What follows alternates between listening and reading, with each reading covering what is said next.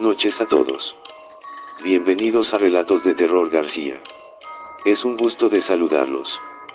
Los mejores relatos y experiencias y situaciones que ocurren del más allá y lo sobrenatural.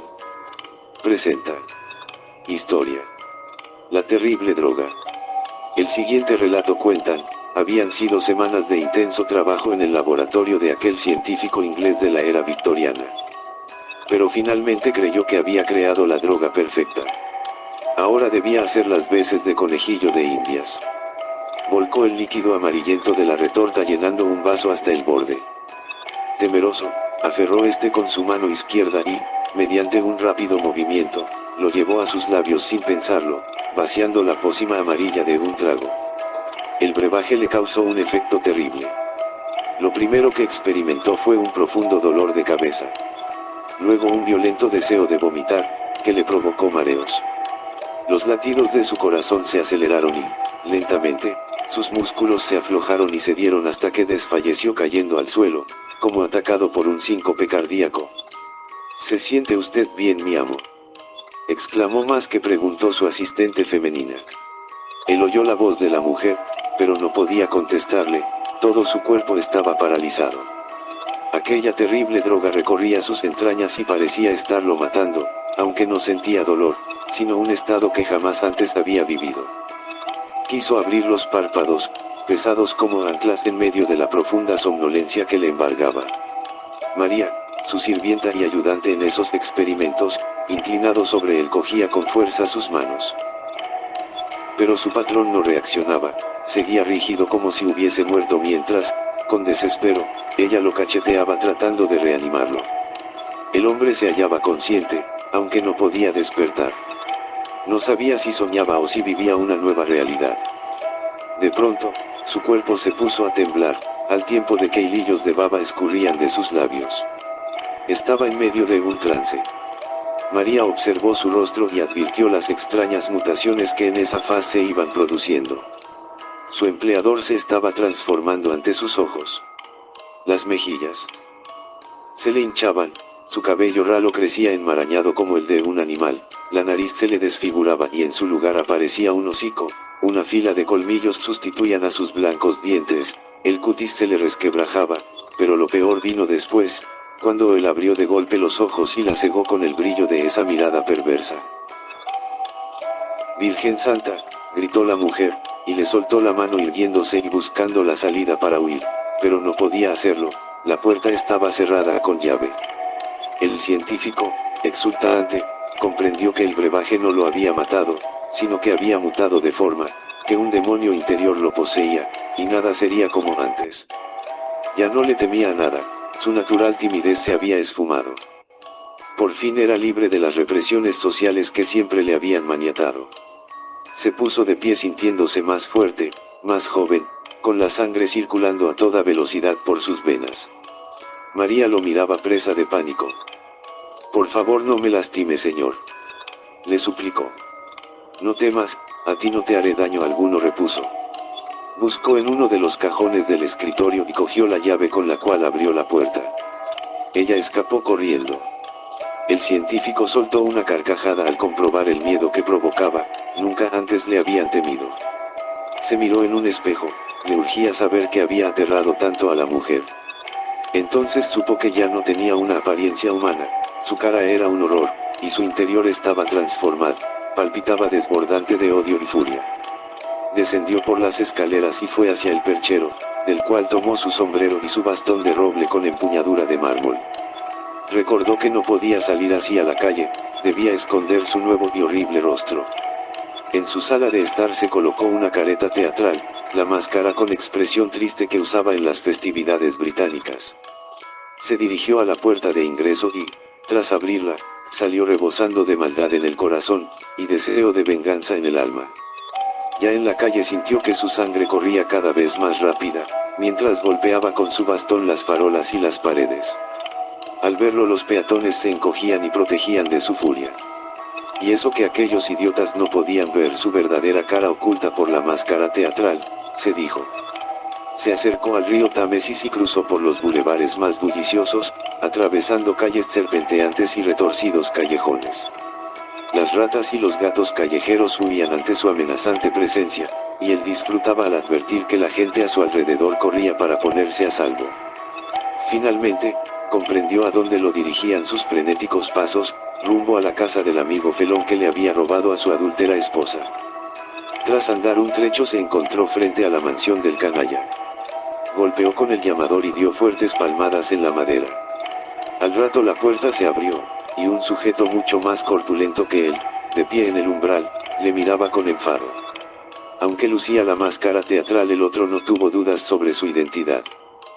¿Cómo te atreves a venir aquí, gusano?, espetó furioso. ¿Acaso quieres recibir otra paliza? ¿Crees que no te romperé la cara, pese a esa ridícula careta? Él se quedó estático mientras el dueño de la residencia, muy confiado, se ponía en guardia con los puños en alto para pegarle, como ya había hecho en el pasado. Pero antes de que pudiera lanzar el primer puñetazo, el mango de mármol del bastón se estrelló contra su nariz, quebrándola y dejándola ensangrentada. El hombre transformado, volvió a levantar el báculo y le atizó a su rival en plena cabeza. 1, 2, 3 veces. El agredido se dobló sobre su cintura, emitiendo quejidos de dolor. Gritó tanto que una joven salió de la finca, corriendo despavorida. Era la esposa infiel. El científico siguió ensañándose con su víctima, lo tomó por la chaqueta y arrojó al piso. Con una lluvia de golpes le partió los huesos, mientras la mujer chillaba con desesperación. Por fin el amigo traidor quedó exánime sobre las baldosas de la acera, con la vida huyendo ante cada nuevo feroz impacto del cayado con pomo de mármol. Entonces el loco se abalanzó sobre la mujer, le aferró la garganta, y vio con deleite cómo los ojos se le salían de las órbitas. Ella se iba desplomando y cuando cayera desmayada, él sacaría su puñal para rematar la faena. Pero de repente sonó un silbato y, al mirar hacia atrás, vio a 3 agentes de policía venir en su dirección. Soltó a su presa y echó a correr, entró en un callejón, y fue internándose por estrechos caminos rumbo al terraplén hasta que logró burlar a sus perseguidores.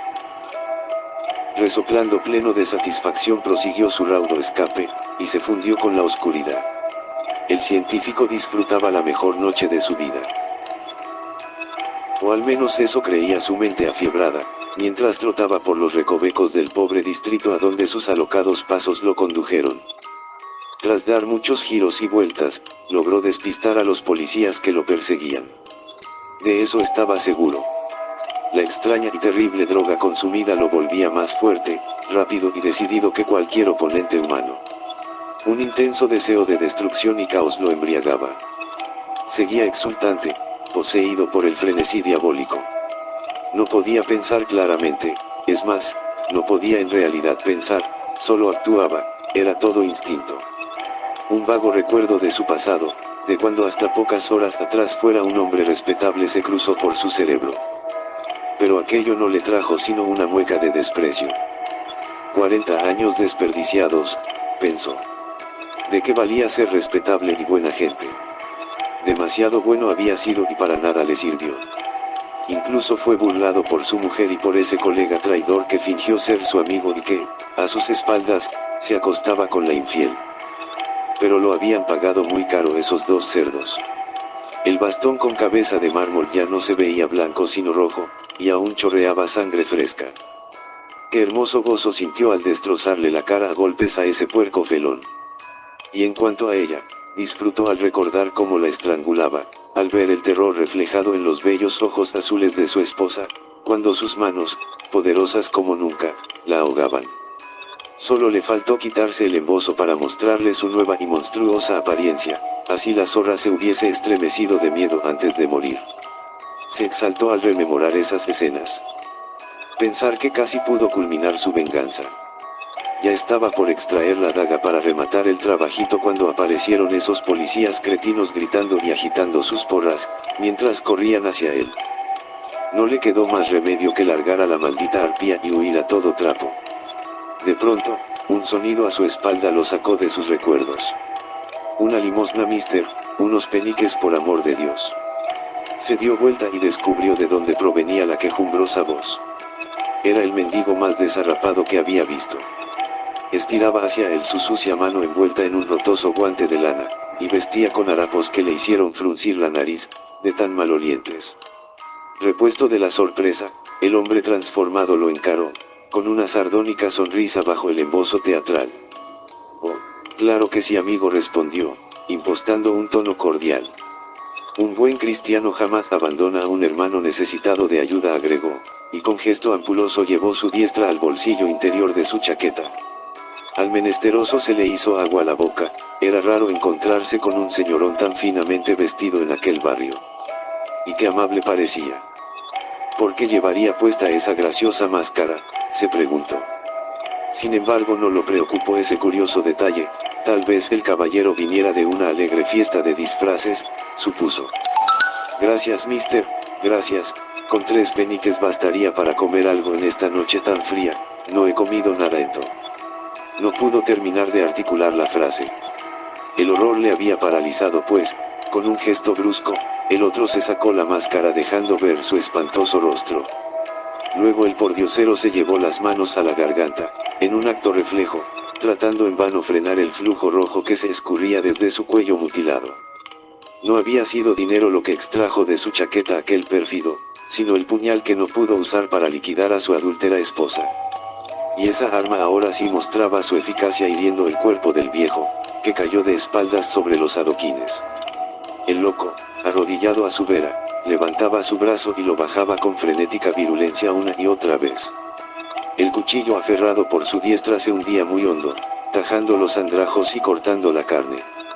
Los espasmos y los quejidos de dolor del moribundo le excitaban. No podía ni quería detenerse, aunque su víctima ahora no era más que un guiñapo sangrante. En el frenesí de su satánica rabia ya solo empuñaba el mango de bronce.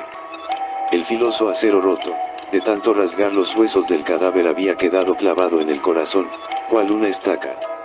En ese callejón desierto nadie escuchó los gritos. No había curiosos a la vista. El que una vez fuera un noble científico dejó atrás aquella barbarie.